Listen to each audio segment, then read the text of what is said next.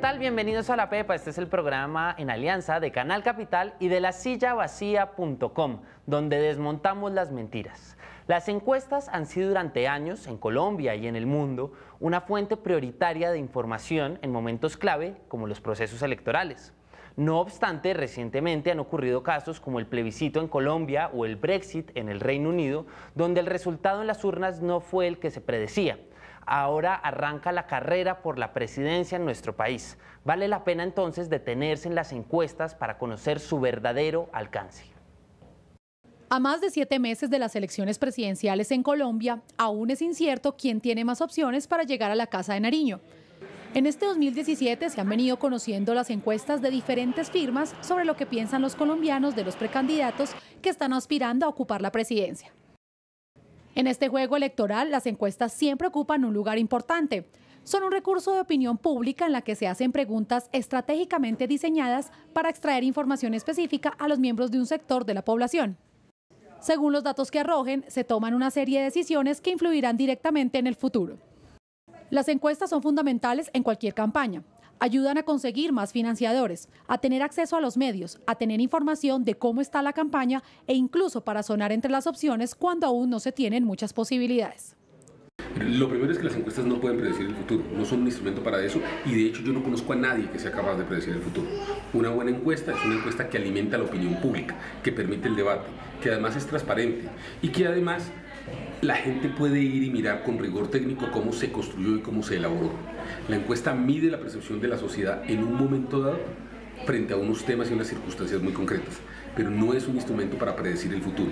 El Consejo Nacional Electoral tiene registradas 232 firmas encuestadoras, pero hay 4 principales para información relacionada con procesos electorales: Inbamer Gallup, Cifras y Conceptos, Datexco e Ipsos Napoleón Franco. Sin dicho registro no se puede difundir, vender ni entregar resultados a clientes. Estas firmas también se dedican a investigación de mercados, estudios sociales y a investigación de opinión pública.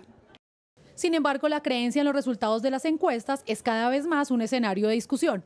En Colombia, hechos como el plebiscito sobre los acuerdos de paz con las FARC marcaron un antes y un después para estos métodos de información. El sí anticipaba una muy amplia ventaja, pero el día de los resultados las urnas mostraron lo contrario. Estos cambios en los resultados de las encuestadoras versus la realidad no solo es un fenómeno nacional. Países como Estados Unidos y Gran Bretaña son claros ejemplos de cómo puede cambiar la opinión de los ciudadanos en las urnas, a diferencia de sus respuestas dentro de las encuestas. Donald Trump, el actual presidente de Estados Unidos, al inicio de la campaña era uno de los menos opcionados para llegar a la Casa Blanca. En la mayoría de las encuestas, la favorita era la exsecretaria de Estado Hillary Clinton. Asimismo, Reino Unido sufrió un revés inesperado cuando por mayoría los ciudadanos votaron a favor de dejar la Unión Europea en el referendo conocido como el Brexit. En este caso, también las encuestas reflejaban el apoyo a continuar dentro de la Comunidad Europea. Sin embargo, el día de las votaciones sucedió todo lo contrario. Las firmas encuestadoras y las encuestas hacen parte hoy del debate político. Y en el debate político hay iras, hay odios, hay sentimientos. Algunas personas quieren manifestar sus iras, sentimientos frente a un instrumento técnico que puede cometer errores, pero que intenta ser transparente y riguroso. De nuevo, en el mundo como en Colombia, las encuestas no pueden predecir los resultados. No lo pueden hacer. Si el estándar de medición que usted me dice es que las encuestas siempre tienen que acertar los resultados, pues es un estándar que va a ser muy difícil de alcanzar. Un mar de precandidatos, unos que van por firmas y otros por sus partidos, hacen parte de la contienda electoral que empezó en el país y ya comienzan a surgir las alianzas, pero queda mucho camino por recorrer. Un mismo mar de encuestas se conocerán cada vez con más frecuencia. Por eso hoy en La Pepa les contamos sobre estos métodos de recolección de datos, cómo se hacen y de qué depende o no su cercanía con la realidad. Para este programa quisimos mostrarles a ustedes cómo se elabora una encuesta, cuáles son las variables que entran a jugar en el momento de su diseño y cómo estas variables pueden influir en los resultados. Veamos.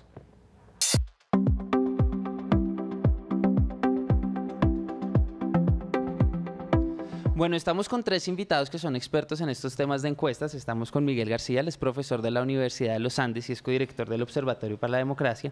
También con Andrea Ramírez Pisco, ella es directora del Observatorio de Corpovisionarios. Y con Francisco Miranda, él es experto en comunicaciones políticas, Los tres son de la red de expertos de La Silla Llena. Queremos hacer con ustedes si es que puede existir algo así como la encuesta ideal. Y antes de, digamos, entrar a mirar los detalles de cómo se hace eso, quisiera que nos pusiéramos de acuerdo en el objetivo de una encuesta ideal. ¿Uno para qué hace una encuesta, Andrea? Bueno, digamos, en este caso que hablamos de encuestas políticas, estamos acostumbrados a que las encuestas vayan únicamente a predecir resultados y a decirnos quién va a ganar y quién va a perder en una votación.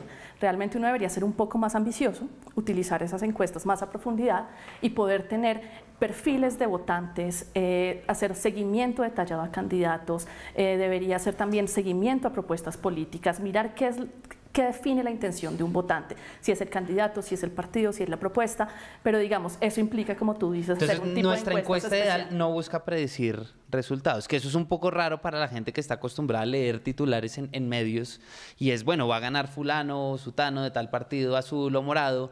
Nuestra encuesta ideal no debería buscar eso. No solo. Miguel. Sí, no debería, en principio, no solamente podría hacer eso, y ahí la pregunta es ¿qué queremos con la encuesta? Para hablar de la encuesta ideal, primero nos tendríamos que poner los cuatro de acuerdo, qué es lo que queremos capturar, cuál es la conducta, la opinión, la percepción que queremos capturar, y de acuerdo a ese consenso, pues definiríamos cómo hacer esa encuesta ideal. Es decir, es distinto si queremos capturar las opiniones de los afrocolombianos frente a un tema o la opinión de los latinoamericanos, etcétera. Entonces aquí nos tendríamos que poner de acuerdo un poco sobre... ¿Cuál cree que debería ser como nuestro objetivo para este caso donde todo el mundo está mirando quién va a ganar las próximas elecciones en un momento súper polarizado del país, etcétera, etcétera? Para usted, ¿cuál debería ser ese objetivo? Tendríamos que pensar entonces en principio en una encuesta de votantes, por ejemplo. Y eso ya nos limita un poco pues nuestro universo muestral. Claro, que ese es un primer, digamos, gran debate que se está dando no solamente en Colombia, sino en el mundo. En Estados Unidos con el triunfo de Donald Trump, por ejemplo, se empezó a discutir mucho si se debería tener en cuenta, pues, si la persona debería votar o no. ¿Usted cree que uno debería preguntar eso o está superado ese debate, Francisco? Yo creo que sí. Yo creo que uno de los factores clave es la definición de ese universo. Y una persona que responde sí, yo voy a votar, claramente nos está dando un comportamiento que nos permite capturarlo, que nos permite luego generar las preguntas subsecuentes. La votación es un acto de decisión. Esto no es una opinión de cualquier persona, esto es una opinión de las personas que manifiestan ir a el acto de domingo de ir a votar. Eso sí, uno complementa. Y claramente, al limitarlo en este universo, necesitaríamos entonces analizar otros procesos. Por ejemplo, hay elecciones en las cuales los movimientos de no votantes o de abstencionistas o apáticos a votantes son muy altos. O cosas entonces, como maquinarias políticas. O cosas como... Pero igual, el miembro de la maquinaria política dice yo sí voy a votar. Pero hay acciones o hay dinámicas de unas campañas que llevan a que la gente que tradicionalmente no es votante vote. Por ejemplo, un momento importante de la política de una sociedad en particular. Les pongo un ejemplo, los puntos más álgidos de votación para la presidencia en Colombia han sido momentos donde la gente percibió que su voto era decisivo, tipo primera vuelta segunda vuelta del 2014, en el 94 y en la segunda vuelta del 94, Andrés Pastrana y Samper. En esos momentos hubo picos donde la gente sintió que su voto era importante. Meter correctores o correctivos dentro del diseño de la encuesta que le permitiera corregir eso, ¿cómo lo haría, Andrea? Bueno, pues creo que son varias cosas. Primero, en Colombia no tenemos buenos universos, digamos, no contamos ni siquiera con un censo para hacer encuestas de otro tipo, pues estas políticas son aún más difíciles. Cada elección tenemos un problema, además, que son los primivotantes, estas personas que votan por primera vez y que no tenemos información a priori de si ya han votado o no para tener un universo de votantes. Esto creo que es una primera cosa que hay que empezar a ver, ¿no? Empezar a ver si es la registraduría, si es posible tener acceso a los datos de votantes, qué hacer para poder mejorar este universo y, digamos, parte importante de un universo y de un marco muestral es no solamente saber que alguien votó, sino poder tener la posibilidad de encontrar a esa persona en un lugar y preguntarle por la encuesta. Eso es como eso es lo importante de un marco muestral, que estén todos los que tienen que estar y además yo pueda ubicar a cada uno de los que están en esa lista. Hasta que no tengamos eso, cualquier información que tengamos va a ser incompleta porque no tenemos el universo de estudio. ¿Ustedes cómo han corregido desde las encuestas que hacen en la Universidad de los Andes? A ver, nosotros trabajamos, y en eso quiero hacer una aclaración, con adultos. Es decir, nosotros queremos representar a los colombianos. Nosotros no trabajamos en estricto sentido solamente con votantes, porque no es una encuesta electoral. De elección, es una claro. encuesta sobre cultura política, pero no es electoral. Entonces ¿Y cómo se corrige ese tema del universo? Bien, si uno entonces está... tenemos una limitación que justamente es la que tú mencionabas, y es, en Colombia el último censo se hizo en el 2005 y es un censo que además tiene un montón de críticas. Entonces nosotros dependemos de una serie de proyecciones censales que tiene la gente con la que nosotros trabajamos en el campo, y esa es una primera limitación. Entonces, saber que en determinado municipio hay X número de ciudadanos depende fundamentalmente de una proyección, y la distribución urbano-rural está atada a la proyección. En este momento estamos explorando con nuestro socio, que es la Universidad de Vanderbilt, un modelo para generar una especie de sustituto cuando los censos están Mal en muy hechos malas o condiciones o desactualizados. desactualizados, y es a partir de fotos satelitales contar techos. Tiene un algoritmo, toma una foto satelital, se sirve de Google Earth, tomamos fotos de todos los techos y hacemos una proyección asumiendo, digamos, el tamaño de la familia promedio colombiana en cierta De tal zona, región, y claro. podemos proyectar un supuesto de que en esa concentración de casas, porque entre otras cosas los movimientos de población asociados con la violencia en Colombia, por ejemplo, han alterado la información que tenemos sobre distribuciones poblacionales. Con eso hemos estado pensando en usar eso para proyectar una suerte de censo. Es simplemente un piloto, no se ha puesto en marcha en Colombia. Nuestros socios con los que trabajamos en Vanderbilt Y los resultados han sido buenos. Lo usaron en Guyana, que es donde efectivamente no hay un censo hace mucho tiempo, y aparentemente tiene resultados bastante buenos. Francisco, tiene mucho que ver la técnica de recolección con lo que estamos hablando, ¿no? Estamos hablando de poblaciones rurales que, por ejemplo, no tienen acceso a tecnologías, o muchas técnicas de hacer encuestas lo hacen por teléfono, por internet, etcétera, etcétera. Si uno quisiera hacer una buena encuesta en Colombia, ¿qué técnica debería usar a la hora de pues, hacer las encuestas? Pues mi experiencia depende de la respuesta de la primera pregunta, o sea, depende de qué es lo que tú quieres capturar. Claramente esa técnica tiene, la recolección no es más es algo muy importante, y es esa red que te permite tirar al mar y capturar. Es una red, de pronto no estoy usando el mejor de los símiles, pero es una especie de atarraya inteligente que te permite capturar los pescados que tú necesitas en la forma que tú necesitas, tiradas al mar.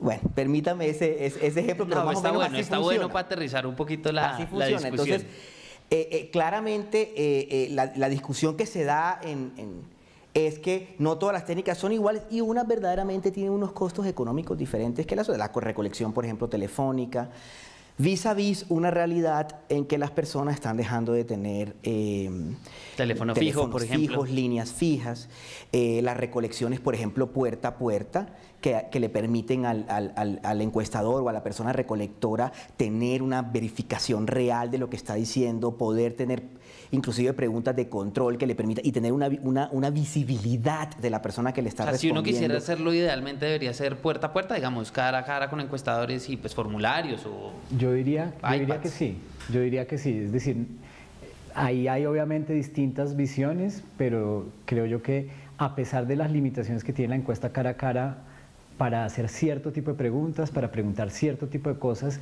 complementando lo que decía Francisco con esta analogía de la atarraya, el encuestador es una ayuda muy grande para identificar y seguir una serie de procedimientos de selección de la persona. Es como casi que un control de calidad. De acuerdo a los criterios que uno define, y además ayuda a entregar una tarjeta, a explicar una escala de respuesta, a hacer un montón de cosas que son mucho más difíciles de lograr. ¿Qué traería de malo hacerlo así, Andrea? Digamos, ahí hay un salto que pasa, y es que cuando tú llegas a una casa y golpeas, lo primero que sale es una persona y tú le dices como, usted está pensando votar en las próximas elecciones, digamos, sea cual sea la pregunta que cada uno tenga. Puede que la persona te diga no, porque está en ese momento ocupada y simplemente no quiere contestarte la encuesta, o dice sí, pero no hay como un momento crítico como para decir, ¿será que sí voy a votar o no voy a votar? Lo tengo tan decidido, porque recordemos que el ideal sería tener el listado de votantes. Cuando llegamos a una casa, no estamos llegando a la casa de un votante que antes escogimos de todos los eso es números de legal. votantes. ¿No podría hacer eso? Si quisiéramos hacer nuestra encuesta ideal, ¿podríamos ir a buscar el listado de votantes y buscar a esos votantes? toca verlo. Yo creería que no por el tema de protección de datos. Claro. Eso es En un Colombia, tema pero hay delicado. países donde se encuentran empadronamientos, donde obviamente el marco legal es diferente. Existen países donde tú te registras como miembro de un partido político, donde tú inclusive manifiestas una intención de que vas a votar por X o por Y o por independiente, y eso ayuda a mapear, a tener esa localización, mejor dicho, a encontrar ese pez, ese que estoy buscando. Y Sí, que con georreferenciación, pues. Sí. Miguel, hay un tema ahí, es cómo se hace la encuesta. Digamos, ya dijimos que lo ideal con las críticas que puede haber es que sea una encuesta pues cara a cara. ¿Qué orden de preguntas debería tener esta encuesta y qué tipo de forma de preguntas debería tener para que nuestra encuesta fuera la ideal? A ver, ahí la respuesta es bien compleja y hay muchas formas de plantearlo. Yo lo planteo fundamentalmente desde nuestra experiencia. Lo primero es, el orden de las preguntas sí tiene alguna incidencia en la respuesta, porque cuando yo pregunto en una encuesta, hago que la persona piense algo que hasta hacía 10 minutos no estaba pensando. Entonces, de alguna manera yo lo estoy induciendo no a responder algo, pero sí a pensar algo que no había pensado. Si además yo le llamo la atención sobre eso y luego hago otra pregunta, eventualmente mi primera pregunta tiene una incidencia sobre la segunda. Pero entonces eso quiere decir que de la segunda en adelante todas las preguntas tienen algún efecto asociado al orden. ¿Qué hemos hecho? Aleatorizar el orden de las preguntas. Hoy se puede hacer con dispositivos electrónicos Tabletas. de manera muy sencilla, y hay programas que le permiten a uno hacer el diseño del cuestionario. Inclusive gratuitas. Sí, no, algunos sí, otros no, pero no son realmente muy costosos y uno puede hacer un buen diseño. Entonces ya de entrada eso está ahí. La cantidad de preguntas incide, pues porque la persona se cansa, y el tipo de pregunta. Hay una cosa muy importante, y es que a veces encuentra uno encuestas que han preguntado dos cosas en la misma pregunta. ¿Sí? La gente responde la más fácil. No, o la digamos que más le que conviene, le dicen ¿ok? a usted, es como si le preguntaran a usted le gusta el amarillo y el verde, pero de pronto a mí solo me gusta el verde y estoy obligando a que la persona piense en dos cosas. En general uno tiene como una obligación de solamente preguntar por una cosa de una manera sencilla y puntual, y en general lo que nosotros hacemos es dar una opción de respuesta usando una escala, de acuerdo o desacuerdo, y no una serie de opciones, porque al dar opciones le estamos haciendo restringir las respuestas a las opciones que les damos. Entonces hay toda una cantidad de cosas que hay que barajar para hacer un buen cuestionario. Francisco, Miguel y Andrea, muchas gracias por aceptar la invitación. Y bueno, ustedes, este ejercicio que queríamos plantear era para que pudieran ver las encuestas con un poco más de análisis. Ya de ustedes depende si creen o no y en qué medida creen o no en las encuestas. Esta semana le consultamos a los ciudadanos en redes sociales y en la calle sobre su opinión de las encuestas, en momentos en que nos acercamos a una campaña tan importante como la presidencial. Juan Esteban, ¿cómo le fue con este tema esta semana?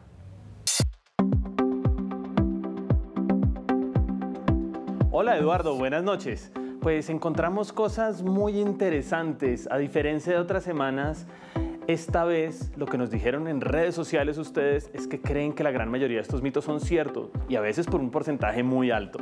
Vamos a ver uno por uno qué opinan ustedes de estos mitos, qué dijeron en redes, qué dijeron en la calle. Para recordarlos vamos mito a mito. Empecemos por el primero. ¿Qué dice este mito? Este mito dice que los encuestadores viven de hacer encuestas políticas. ¿Qué opinaron ustedes en redes y en la calle? Acá está. Sí, viven de las encuestas políticas. Porque los políticos se encargan de contratarlos para que quede a favor de ellos la encuesta, casi siempre. Pues a mi juicio no, porque es por una temporada muy corta y como para pasar unos días. Bueno, aunque casi 2/3 partes de ustedes creen que esto es cierto, pasamos el mito por el detector de mentiras y encontramos que es falso.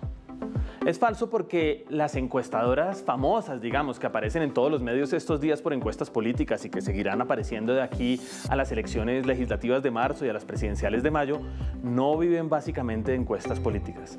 Ni Napoleón Franco, ni el Centro Nacional de Consultoría, ni Gallup, Inbamer, pues, ni Cifras y Conceptos, ni Jan Haas, no.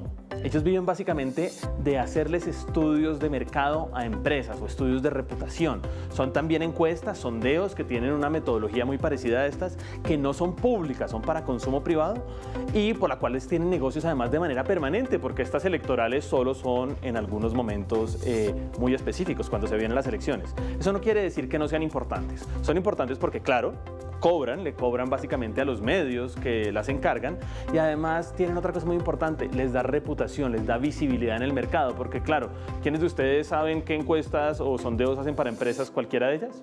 En cambio, las que salen en los grandes medios las conocemos todos.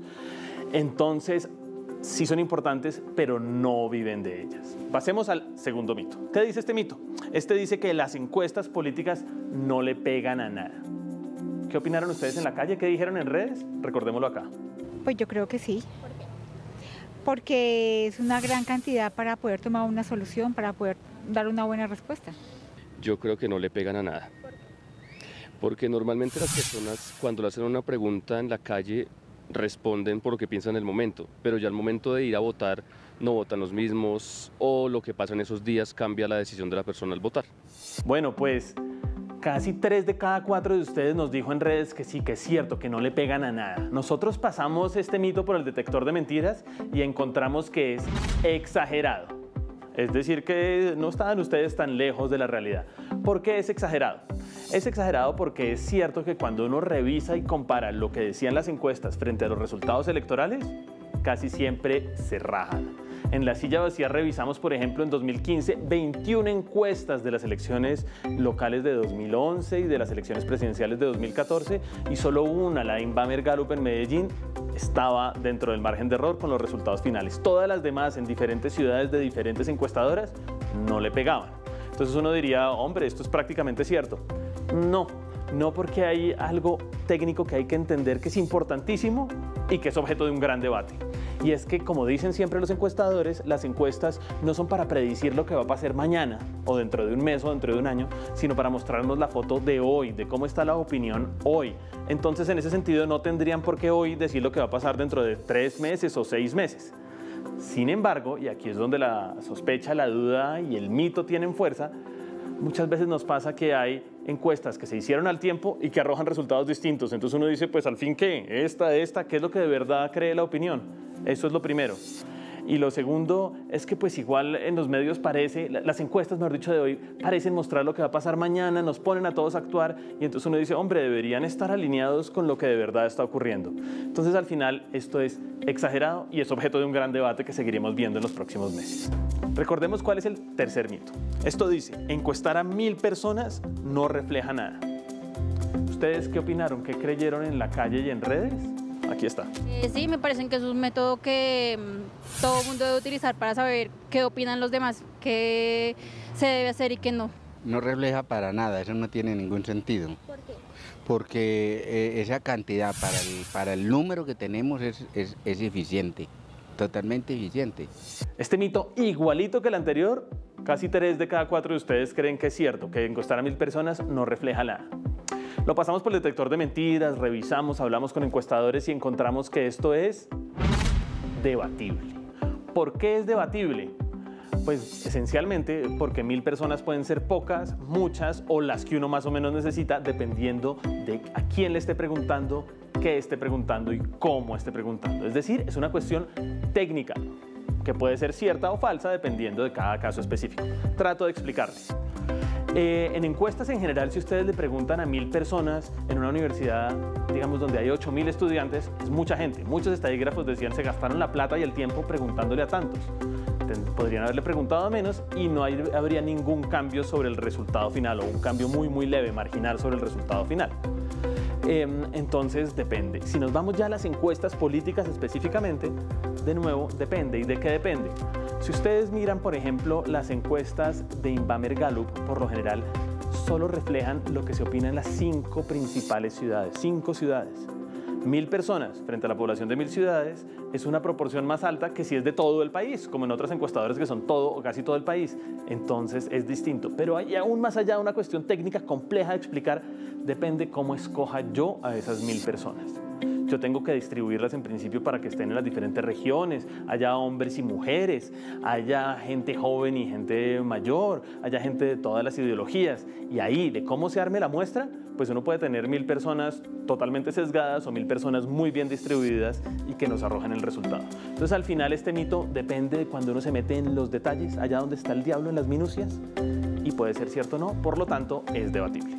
Con eso pasemos al cuarto mito. Recordemos qué dice este mito. Este dice que si las encuestas no arrojan los mismos resultados, es que el encuestador se equivocó. ¿Qué opinan ustedes o qué nos dijeron en la calle y en redes? Aquí está. Sí, se equivocó en formular mal la pregunta o realmente la embarró. Porque si la encuesta no salió bien o no la respondieron bien, la formuló mal. Entonces, por eso creo que no quedó bien. No necesariamente, pensaría que puede ser por esa razón, posiblemente, pero también porque la encuesta no está bien formulada. No necesariamente el encuestador es el responsable de formular la encuesta. Y hay encuestas que aplican los encuestadores sin tener conocimiento de cómo fue formulada inicialmente. Este es el único mito en el que la mayoría de ustedes no cree, y por un porcentaje importante, 2 de cada 3. Pues bien, lo pasamos por el detector de mentiras y encontramos que esto es exagerado. ¿Por qué es exagerado? Es exagerado porque hay varios motivos por los cuales las encuestas pueden no decir lo mismo. Pueden no decir lo mismo, por ejemplo, porque no se hicieron el mismo día. Si uno pregunta, por ejemplo, por la imagen de Germán Vargas Lleras hoy, es distinta a antes de su famoso coscorrón, ¿no? La gente no opina lo mismo. Lo mismo ocurre más o menos con toda. La gente no cree que es igual de probable, seguramente, que Jorge Robledo, Claudia López o Sergio Fajardo sean presidentes hoy a antes de fijar su alianza. Y así sucesivamente, cuando sepamos cuál es el candidato del uribista, va a cambiar su opinión, o el candidato liberal. Entonces depende de la fecha. Pero también depende de lo que preguntamos. Y es que a veces parece que preguntaran lo mismo, pero no es lo mismo. A veces, por ejemplo, hay una lista de candidatos más larga y una más corta, entonces los resultados no son comparables. A veces, como les decía antes, algunas encuestadoras preguntan sobre la opinión de todo el país o buena parte del país y otras solo sobre grandes ciudades. Tampoco tiene por qué ser la misma. Entonces puede que ninguno se haya equivocado, sino que cada uno está preguntando cosas un poco distintas y estamos comparando un poco peras con manzanas. Por eso es difícil decir que se equivocó. Eso no quiere decir que no se equivoquen, y por eso tampoco podemos decir que el mito es falso. Con eso ya claro, ya llegamos al quinto último mito de este tema, que a veces es complejo, tan técnico. Pasemos a ver cuál es y les damos el resultado. Este quinto mito dice que los medios que contratan encuestas las manipulan. ¿Ustedes qué creen? ¿Qué opinaron en redes y en la calle? Aquí está. Yo creo que sí. ¿Por qué? Sí, pues porque a ellos les conviene hacer las encuestas pues más creíbles.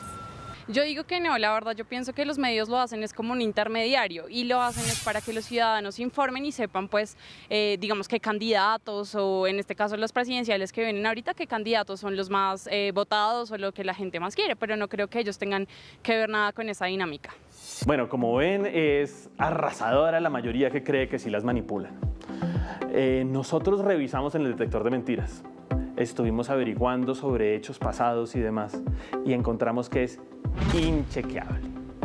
¿Qué quiere decir que es inchequeable? Pues que el detector de mentiras no funciona seguramente, pero también que es imposible decir si es cierto o falso. Es imposible decir si es cierto o falso, primero porque no encontramos ninguna prueba fuerte de que esto haya ocurrido así, pero tampoco es imposible que ocurra.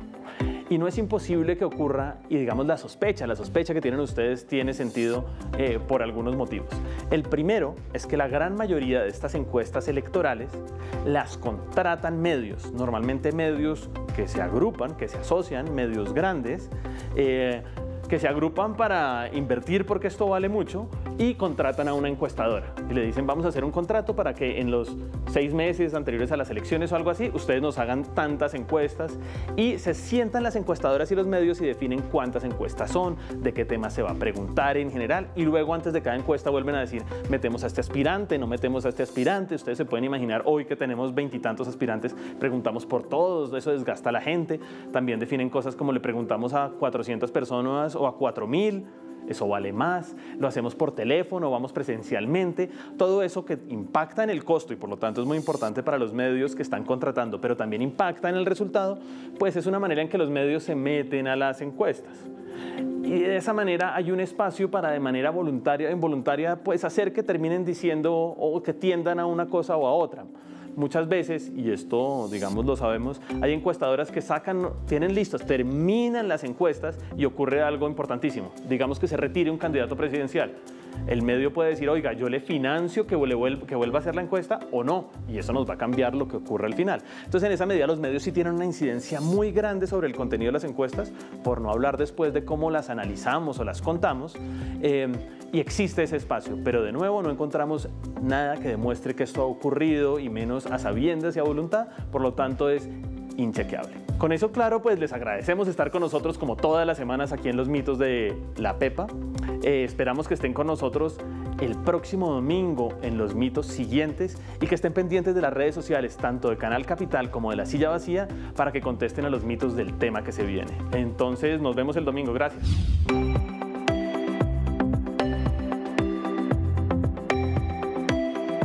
Para entender cómo se hacen las encuestas, qué efecto tienen en la opinión pública a la hora de votar y qué dicen y qué no dicen, tenemos a dos invitados.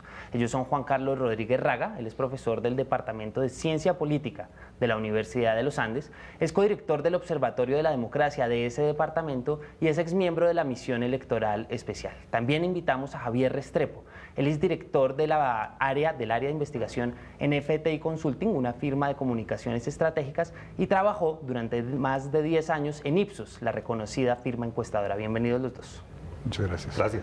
Bueno, la primera pregunta es, ustedes saben que en La Silla Vacía decidimos hacer una apuesta pues que ya venimos haciendo desde las elecciones pasadas, y es no pararle bolas a las encuestas. ¿Usted cree que eso es un error? ¿Hay que pararle bolas a las encuestas? Yo creo que no hay que sacar conclusiones solamente de las encuestas, pero dejar de pararle bolas a las encuestas es perder una fuente de información muy útil para entender qué está pasando con la opinión pública. Las encuestas no lo dicen todo, pero sí dicen cosas, y cerrar los oídos a eso me parece que es perder parte de la película. Javier, parte de las razones por las cuales pues, la directora escribió en un blog de La Silla Vacía era porque las encuestas se habían pifiado de manera bastante grande en las elecciones pasadas, y pues que esto era un material que daba para la discusión, y pues si se pifiaba pues no valía la pena pararle bolas. ¿Usted cree que estamos cometiendo un error? Sí, yo creo que primero hay una imprecisión en decir que las encuestas se pifiaron dramáticamente.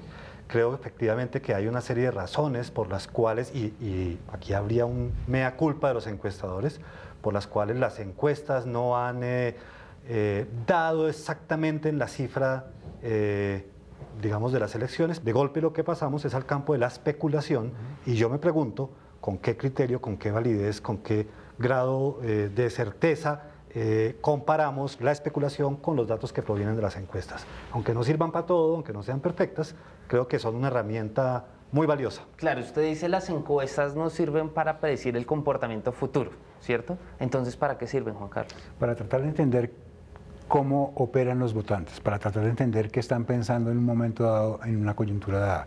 Yo creo que lo que pasó en las elecciones pasadas fue una mezcla de el afán de los medios de tener titulares y también de no reconocer las encuestadoras que el tema del plebiscito era un tema complicado de medir, porque la gente no necesariamente iba a decir la verdad cuando contestara. Hay una cosa que se llama el sesgo de deseabilidad social, que cuando hay una campaña tan masiva a favor de la paz, decir que uno no está a favor de la paz cuesta. Entonces la gente oculta diciendo sí voy a votar a favor de la paz, o simplemente voy a decir me voy a abstener. Eso las encuestadoras no lo reconocieron, y hay técnicas para tratar de identificar esos temas en los cuales la gente es reacia a contar la verdad. Las encuestadoras saben que eso se puede hacer. Entonces esa mezcla del afán por el titular de los medios de comunicación, de sacar un porcentaje tanto porcentaje por el no, en lugar de mirar más fino el tamaño de muestra, el diseño muestral, todo ese tipo de cosas que están en la ficha técnica, pero que no se miran y no se divulgan con tanta amplitud. Eso yo creo que explica la pifiada de las encuestadoras. Claro, y esto supondría que uno sabe leer una encuesta, ¿no? Y estas encuestas están hechas en alianza con medios. Antes de entrar a entender cómo es que se deberían leer las encuestas, qué información dan y qué información no dan, pues quisiera entender cómo es esa alianza entre los medios de comunicación. Pues usted bien lo dice, es un afán de tener información de qué hablar. La revista Semana, cada vez que saca la gran encuesta, pues sale en primera plana con RCN y los otros medios aliados, la FM, lo propio hace El Tiempo, lo propio hace Caracol Radio, lo propio pues hacen todos, invirtiendo grandes sumas de dinero. ¿Cómo funcionan estas alianzas? Pues básicamente es un contrato que los medios de comunicación hacen con una compañía, una empresa que está dedicada a este negocio de hacer encuestas políticas. Cada medio y compañía puede tener un esquema de negociación diferente y se les presenta un presupuesto y en ese sentido, digamos, se convierte en un proyecto que va a ser ejecutado con el medio de comunicación. Pagando el medio de comunicación o todo el costo de la encuesta o una parte de la encuesta y la otra parte, digamos, poniéndolo de alguna manera la firma encuestadora, también con la comprensión de que al salir en los medios de comunicación, pues ahí hay un efecto de publicidad, si lo podemos llamar de alguna manera, entonces se cuantifica y eso se incluye de alguna forma en el presupuesto. Más allá de eso, creo que sí es bien importante entender que es un tipo de cliente que tiene, poco como cualquiera, pero aquí unas particularidades, digamos, que inciden sobre la ejecución del proyecto. Hay unas premuras o unas necesidades de tiempo que inciden en la capacidad también del diseño metodológico que se puede tener allí en la ejecución y en la ejecución del estudio, y por supuesto también tienen unas características particulares en el presupuesto que pueden asignarle a la realización de una encuesta. Juan Carlos, aliarse con un medio de comunicación que, como lo decía Javier, tiene unas características muy particulares como tiempo, la necesidad de generar noticia, ¿altera un poco la calidad de las encuestas? No, digamos, todas esas variables influyen en el tipo de diseño que se hace y el tipo de diseño que se hace influye en las respuestas que se obtienen. Entonces, hay como una trampa insalvable de digamos, los medios no pueden esperar a que se haga una encuesta durante 15 días o 3 semanas porque pues se pierde la noticia, pero claramente en 15 días, 3 semanas o 4 semanas la información que se obtiene es de mejor calidad. Ahí hay un balance que hay que hacer. Después de los resultados de las encuestas y electorales de las anteriores elecciones, hubo un acuerdo de regulación, como de autorregulación, dentro de las firmas encuestadoras. ¿Qué tanto se está cumpliendo esto y qué tanto pues, se regulan estas firmas para hacer un producto pues, confiable? Claro, digamos, para ver el cumplimiento estricto del acuerdo, tocaría hablar con cada una de las firmas encuestadoras. Lo que uno ve es que en general se está cumpliendo los parámetros que se acordaron, siendo quizás los dos más importantes la transparencia y la apertura a todo el diseño metodológico que está siguiendo cada firma, de modo que el lector pueda hacerse una opinión clara sobre qué es lo que está recibiendo, aunque eso requiere un cierto nivel de, ¿cómo llamarlo?, de conocimiento técnico. Sí permite que personas con ese conocimiento en los medios de comunicación, por ejemplo, puedan hacer una lectura más cuidadosa, digamos, de los resultados de una encuesta. Eso por un lado. O sea, eso por un lado. La transparencia. Sí. No, el acuerdo no incluyó características metodológicas, de modo que cada una de las firmas sigue teniendo su propia apuesta metodológica. Un poco el acuerdo era ser transparente en cómo se hizo. Sí, permitir trazabilidad y darle toda la información precisamente al lector, a la opinión pública, para que viera esto cómo está hecho y pudiera tener la tranquilidad y la capacidad de juicio crítico de entender que ahí no hay manipulación de ninguna naturaleza, que es el propósito final, digamos, de las firmas encuestadoras para permitirle a la gente que realmente confíe en los datos que está obteniendo, como le digo, y que los mire con toda la crítica, digamos, necesaria y a la que las firmas encuestadoras siempre han estado abiertas y dispuestas a discutirlo. Juan Carlos. Lo que pasa es que, digamos, el lector promedio no está en capacidad de leer esa información y yo creo que ahí está, digamos, el papel clave que tienen los medios de tener alguien en el medio que pueda entender eso y traducírselo al lector promedio, ¿sí? Porque, digamos, un lector, esta información puede ser muy transparente, pero también muy difícil de entender, ¿sí? Entonces, yo creo que los medios deberían tener personal capacitado para criticar o para hacer una mirada crítica a las encuestas y poder transmitir eso a su audiencia. Entremos entonces a analizar esos elementos que uno debería tener en cuenta a la hora de mirar una encuesta. Acá entran muchas variables como cómo se hace la muestra, la forma en que se hace la encuesta, si es vía telefónica o de forma presencial, qué regiones se escoge, qué criterios uno debería tener en cuenta, Javier, a la hora de leer una encuesta como cualquier ciudadano que coge cualquier revista o oye cualquier emisora de radio. Usted nos acaba de decir, y no necesariamente es que haya un método o una herramienta que uno pueda decir que es buena y otra que es mala. Tiene cada una sus bondades y sus limitaciones. Si la encuesta es presencial, normalmente tiene una mejor capacidad de llegar y de representar adecuadamente las personas de menores ingresos y de poblaciones más pequeñas del país, donde la penetración telefónica en Colombia no es muy buena. Si la encuesta es telefónica, normalmente tiene una mejor capacidad de acceder a los estratos económicos altos, donde por las características de nuestro país vivimos en edificios, vivimos en conjuntos cerrados, pues en realidad los encuestadores, ningún vigilante de este país deja entrar a mis encuestadores a las puertas de los apartamentos, pues porque por condiciones de seguridad eso no se puede hacer así. De modo que cada una de estas dos metodologías, por ejemplo, tiene sus pros y sus contras. Si hablamos de lo que sería el contenido de las preguntas, en las preguntas de intención de voto, usted por quién va a votar, es indispensable, me parece a mí, preguntar primero si usted planea ir a votar. Y no todas las firmas encuestadoras lo están haciendo. Como le digo, pues tiene cada una su apuesta metodológica. Entonces algunos están confiando más o están partiendo más es del comportamiento pasado de voto. Si usted ya ha votado, asumo que usted va a volver a votar. Me parece que es importantísimo preguntarle si usted planea votar en esta elección, porque independientemente que lo haya hecho en la última elección o no lo haya hecho, cada elección tiene su propia agenda, sus propias dinámicas y preocupaciones, y eso hay que consultarlo. El tamaño de la muestra y la cobertura de la muestra son bien importantes. Por supuesto, mientras más encuestas, más confiable la muestra. No es que tenga que hacerse miles de encuestas, pero una muestra de por lo menos 1000 o 1200 es indispensable para entender realmente lo que está pasando en el país.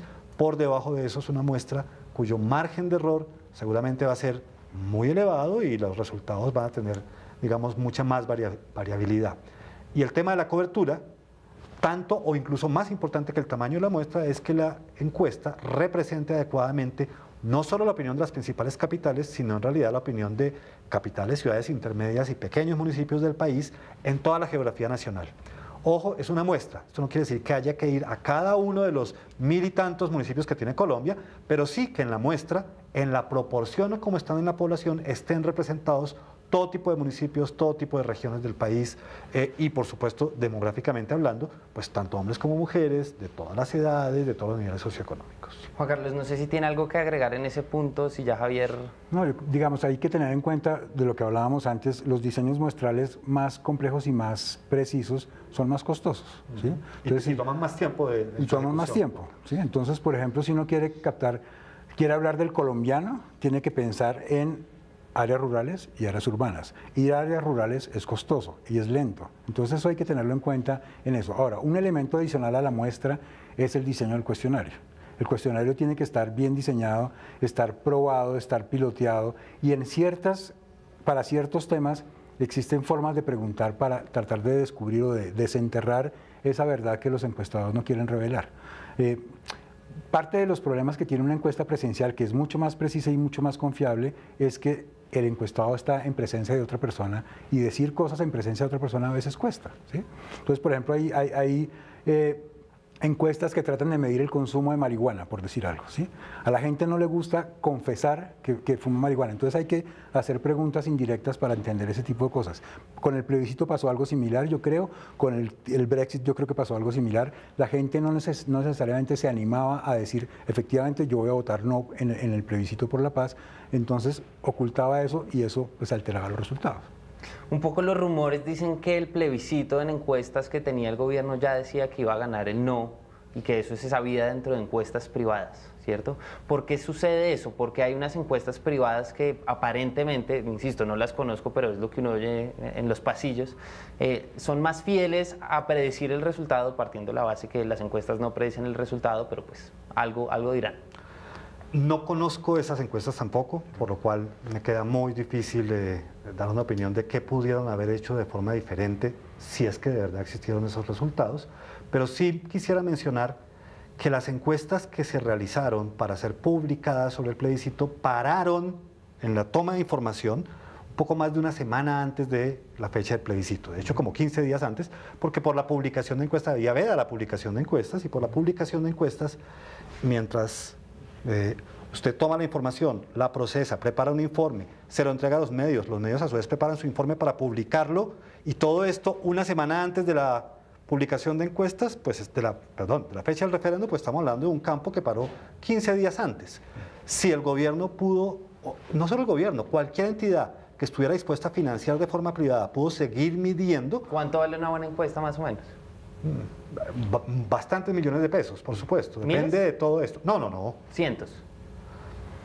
Decenas de millones de pesos fácilmente. Puede ser 100 millones de pesos, 150 millones de pesos. Una buena encuesta, claro, no cualquiera lo puede... No cualquiera puede financiar de forma privada una encuesta, pero si usted la podía financiar y podía seguir recibiendo información mucho más cerca, también puede ser que hubiera captado con más precisión movimientos en la opinión pública que quizás no estaban captados cuando pararon de hacer Usted las hablaba encuestas públicas. pues de la veda y eso a mí me lleva a pensar en otra cosa. Si las encuestas no pueden tener el resultado contrario, si la encuesta no puede manipular, así esté bien hecha, la opinión pública. No hablemos de manipular, alterar la opinión pública. Si uno ve que va ganando tal candidato, uno puede cambiar rápidamente su elección porque le da miedo tal o cual vertiente política. Yo creo que eso, o sea, puede que haya alguna influencia sobre qué es lo que motiva a los votantes a la hora de tomar una decisión. No sabemos tanto. Tenemos algunas pistas de que importa, digamos, su evaluación de la economía, por ejemplo, etcétera, pero no sabemos exactamente qué es lo que pasa. Seguramente la información de encuestas influye, pero puede influir de cualquier manera. Por ejemplo, si yo soy el candidato, el seguidor de un candidato que en las encuestas va perdiendo por poquito, a mí me anima a votar y a movilizar gente para tratar de pasar eso. Mientras que si yo...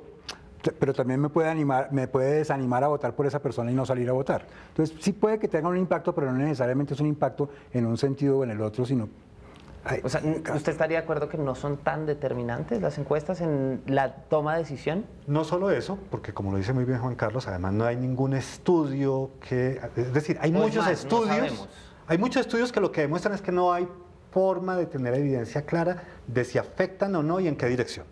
Pero no solamente está el hecho de que no hay evidencia científica sólida de cuál es el efecto de las encuestas, sino que yo quiero proponer de nuevo, como lo dije al comienzo, en esa opinión sobre la silla saliéndose de analizar encuestas, es, ok, ¿y con qué cree usted que llena su cabeza el elector en el momento en que no hay información de encuestas? Igual el elector busca información para tomar decisiones, en cualquier caso lo hace. Entonces, ¿de qué se llena el elector para tomar una decisión? De la especulación, del que hable más duro, del que le crea más.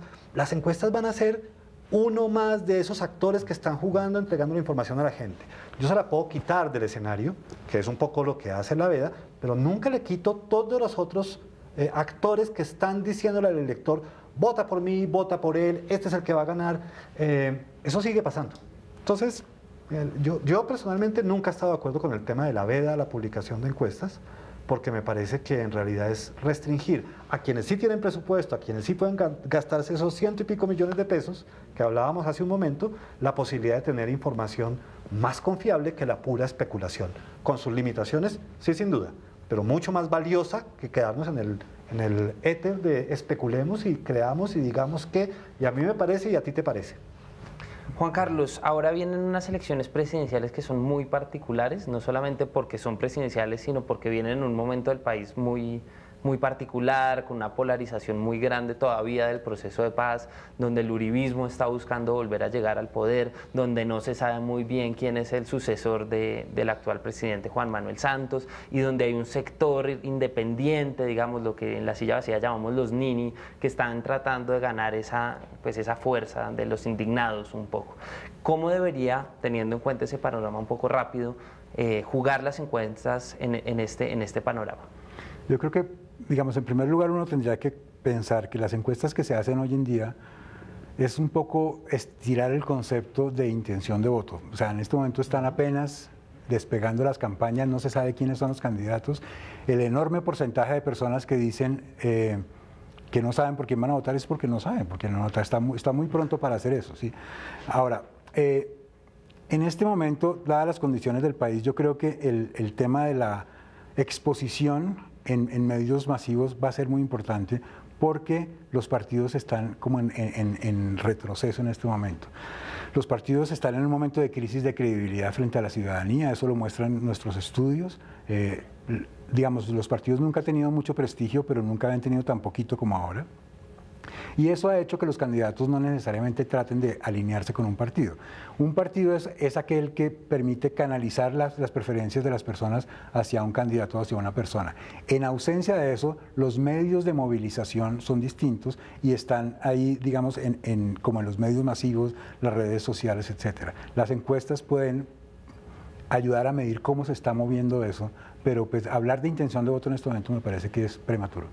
Mucha gente ha empezado a utilizar herramientas como Google Trends, esta herramienta de Google para medir tendencias de búsqueda, o Twitter Trends, tendencias de Twitter, que dicen supuestamente que por motores de búsqueda uno puede predecir el voto, pues que finalmente es lo que busca la encuesta. Así ustedes digan que no, pues eso es lo que se está jugando en la información. Qué pena contradecirlo, pero eso es como lo que uno vende.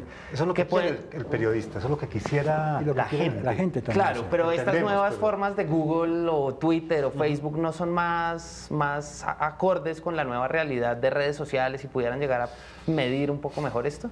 Yo creo, perdón Juan Carlos, yo creo que, y también lo decía Juan Carlos al comienzo, yo creo que efectivamente las encuestas no son la única fuente de información y cada vez más tenemos herramientas como estas para poder entender lo que la gente está pensando sin directamente preguntárselo, que es en ese sentido, digamos, una ventaja, si lo queremos ver así, de las redes sociales o de los análisis que se hacen por Google Trends. Sin embargo, también creo que aún no se ha desarrollado un modelo conceptual y analítico para efectivamente entender que tanto eso sí anticipa un comportamiento. Me explico, porque la gente habla más del candidato A, ¿significa que ese candidato es el que va a ganar? Porque la gente hizo más búsquedas del tema X, ¿es que ese es el tema que va a ganar? Todavía no se sabe, hay poca experiencia aún con eso. Google ha sacado un par de ejemplos donde ha dicho, sí encontré esto. Por eso, ha sacado un par de ejemplos donde dice, encontré esto. Claro, es fácil predecir cuando ya se conoce el resultado. Es historia más que predicción, porque por supuesto, y esto no es una crítica, ni mucho menos, pero por supuesto lo han dicho después de, yo sí sabía. No quiero decir que no fuera verdad, probablemente sí, pero quiero decir, ellos mismos todavía están diciendo, espérese, entendamos esto, cómo se correlaciona o qué significa frente al comportamiento. Para allá va el mundo, sin duda, las firmas encuestadoras en todo el mundo están también empezando a tratar de encontrar ese tipo de herramientas y ver eso cómo ayuda a entender a la gente, que es el propósito final de las firmas encuestadoras en distintos ámbitos. Juan Carlos. Pero eso ayuda a entender a la gente que tiene acceso a esas tecnologías, ¿sí? Y eso, digamos, en un país como Colombia todavía está... esa cobertura no es tan amplia. Ahora, yo sí creo... ¿Coincidiría con la Colombia que vota? ¿O no? No necesariamente. Y pues digamos se ha visto con otras experiencias de la ola verde que en Twitter iba a ganar no sé quién y pues esos no salieron a votar, simplemente. Ahora, yo creo que parte es obtener diferentes fuentes de información, triangular la información. Entonces yo me metería a hacer Google Trending para compararlo con la información de las encuestas y compararlo con otras cosas. A todo eso hay que agregarle una capa adicional que me parece que en el caso colombiano es muy delgada, que es la capa del análisis.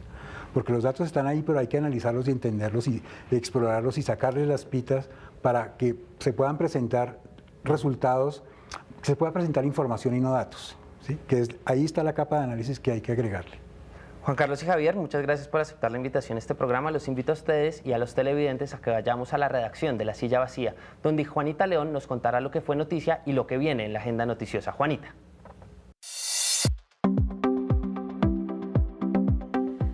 Hola Eduardo, Juanita no se encuentra esta semana, pero yo, Tatiana Duque, desde la redacción de La Silla Vacía, les voy a contar qué pasó esta semana y qué vamos a esperar para la siguiente. Esta semana no fue una semana muy fácil para el presidente Juan Manuel Santos. Se despidió de su alianza con Germán Vargas Lleras después de que el partido de Germán Vargas, Cambio Radical, no votara la reglamentación de la Jurisdicción Especial para la Paz, el punto más importante en la implementación de los acuerdos con las FARC en La Habana. Dada esta situación, el presidente Santos echó de su gabinete al ministro de Vivienda y principal bastión de Germán Vargas Lleras a través del charismo, el señor Jaime Pumarejo, quien regresará a Barranquilla en los próximos días. Con esto se marca la salida definitiva de Cambio Radical de la coalición de gobierno. Aunque eso no importa mucho en términos de votos dentro del Congreso, sí marca una estrategia muy importante de Germán Vargas Lleras para 2018. Se desmarca del santismo, no se va con el uribismo, pero le hace una guerra frontal a las ideas de las FARC y la posibilidad de que puedan participar en democracia, no sin antes haber pasado por la justicia transicional. Otro ministro que no la está pasando bien es el de Agricultura, Juan Guillermo Zuluaga, quien lleva tan solo unos días en el cargo y ya lo recibe un paro arrocero en todo el país. Él ha dicho que va a empezar unas mesas de negociaciones y vamos a esperar cómo surge este proceso, ya que el Ministerio de Agricultura tiene otros temas en donde también está quedado. Por ejemplo, en la reglamentación de los acuerdos de La Habana no ha presentado los proyectos más importantes para reglamentar el punto de tierras y de agricultura. Y ya tan cerca con las elecciones presidenciales y al Congreso a la vuelta de la esquina, esta semana se inscribieron los 4 precandidatos del Partido Liberal para la consulta que harán el 19 de noviembre y también la FARC inscribieron su partido político. Ellos van a presentar unas listas de aspirantes al Congreso, ya que tienen 10 curules, 5 de ellas en el Senado, que le dan por derecho propio en estos acuerdos. En Bogotá quedó claro que el sistema de transporte público está en crisis, luego de la decisión del alcalde Enrique Peñalosa de suspender la operación del transporte público en Ciudad Bolívar, que afectó a 160.000 personas. La próxima semana estaremos muy pendientes de la ponencia para el último debate de la reglamentación de la justicia especial para las FARC y para las fuerzas militares en el marco de la justicia transicional. Ya hubo un acuerdo entre la Fiscalía, el gobierno y las FARC para quedar de acuerdo en algunos puntos en donde todavía había alguna discusión. Como les dijimos, ya los votos en el Congreso estarían listos para el gobierno. Sin embargo, a un mes de la entrada en vigencia de la Ley de Garantías que suspende toda la contratación en el Estado, es muy difícil que los congresistas no estén tentados a seguir raspando la olla de la mermelada, y así lo han hecho en los últimos días, así que no sería nada improbable que los congresistas estuvieran nuevamente pidiendo algunos puestos a cambio de los votos. Y en Bogotá, en el Consejo, va a arrancar la discusión para aprobar el proyecto que le entrega al alcalde Peñalosa 4 billones de pesos en vigencias futuras, que es el dinero que va a utilizar la alcaldía para poner su parte en la financiación del Metro de Bogotá. Recordemos que la Nación ya garantizó su parte. Estaremos muy pendientes de estas y otras más historias en La Silla Vacía. Consúltenos todos los días en lasillavacía.com y en 8 días nos vemos en La Pepa. Y hasta aquí La Pepa, el programa en alianza de Canal Capital y de lasillavacía.com. Recuerde escribirnos a nuestras redes sociales, @lasillavacía y @Canal Capital, con el hashtag o numeral La Pepa. La próxima semana vendremos con más mitos, más análisis. Le moveremos la silla al poder. Juanita León, la directora de La Silla Vacía, les contará lo que fue y lo que viene. Y pasaremos por el detector de mentira mucha más información. Hasta la próxima y gracias por vernos.